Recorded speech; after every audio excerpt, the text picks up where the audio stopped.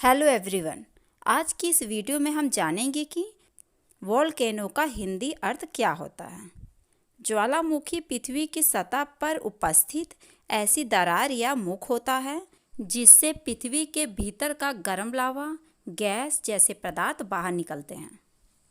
ज्वालामुखी को इंग्लिश में वोल्केनो कहते हैं। Volcano, VOLCANO, volcano. चलिए इसको एक एग्जाम्पल से समझते हैं। यह एक मृत ज्वालामुखी है। It is a dead volcano. It is a dead volcano.